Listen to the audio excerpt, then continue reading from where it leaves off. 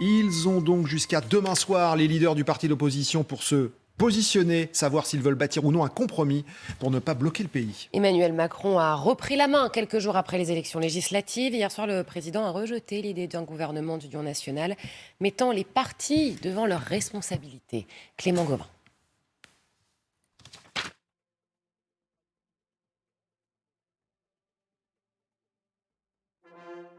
Il n'y aura pas de gouvernement d'union nationale. Pour Emmanuel Macron, c'est à l'opposition de dire si elle est prête à l'aider ou pas à l'Assemblée. Entrer dans une coalition de gouvernement et d'action ? S'engager à voter simplement certains textes ? Notre budget ? Lesquels ? Pour avancer utilement, il revient maintenant aux groupes politiques de dire en toute transparence jusqu'où ils sont prêts à aller. Une proposition aussitôt rejetée par l'Union de la gauche. Il met au pied du mur les groupes politiques en disant eh bien voilà, on va vous regarder faire et c'est vous qui allez montrer si vous êtes responsable ou pas, c'est-à-dire si vous votez mes lois en quelque sorte. Mais la vérité, c'est que la tendance est complètement inversée. Le Rassemblement national, lui, ne ferme pas complètement la porte. On peut avoir, sur des politiques et des mesures spécifiques, trouvé des majorités, mais on ne votera pas n'importe quoi, n'importe comment. Les Républicains, eux, veulent faire des propositions. Nous, on n'est pas là pour bloquer le pays. On est responsable, on est un parti de gouvernement. On ne va pas rentrer dans une coalition, mais par contre, on mettra sur la table nos sujets. Le président compte examiner les réponses des différents partis à son retour de Bruxelles demain soir. La patate chaude, tiens, c'est à vous de décider. Moi, je ramasse les copies à la fin de l'épreuve. Exactement. Mais c'est vraiment ça, hein, Emmanuel Macron. Et puis alors, là, il faut décrypter, parce que vous avez entendu les réactions de l'opposition. C'est une nouvelle formule. C'est plus le oui mais, c'est le non mais. C'est-à-dire non, nous ne travaillerons pas avec... nous avons combattu pendant toute l'élection Emmanuel Macron, mais on est bien obligé quand même vis-à-vis de l'opinion, sinon on apparaîtra comme des empêcheurs de gouverner la France. Je veux dire, donc ils vont quand même les uns les autres, pas tous de la même façon. Certains diront non, non, non, non, non.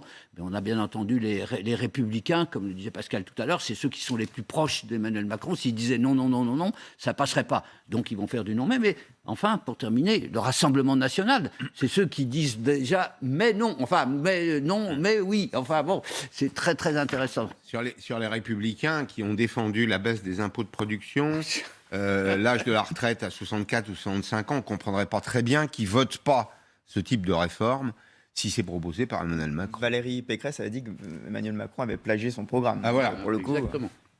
Il faut une rupture. Cette fois-ci, c'est sûr. La situation actuelle doit provoquer un électrochoc pour François Bayrou, l'un des soutiens de la première heure du président. Il était hier sur LCI.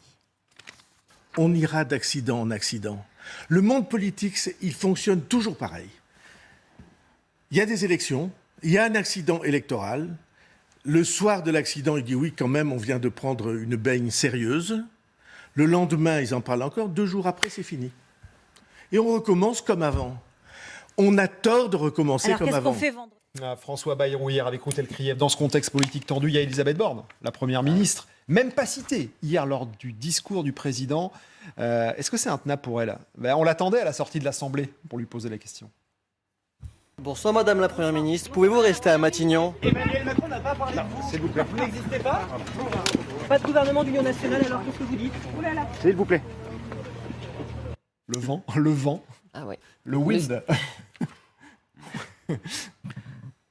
Déjà, Le silence. si on avait mauvais esprit, déjà silence. on pourrait dire qu'il faut que la situation soit grave, sinon désespérée, pour que des femmes occupent des postes importants, que ce ne soit pas des hommes. Hein, parce que vous avez vu, Mme Borne était entourée de Yael Braun-Pivet, future présidente de l'Assemblée nationale, et d'Aurore Berger, qui a été élue présidente du groupe de la majorité.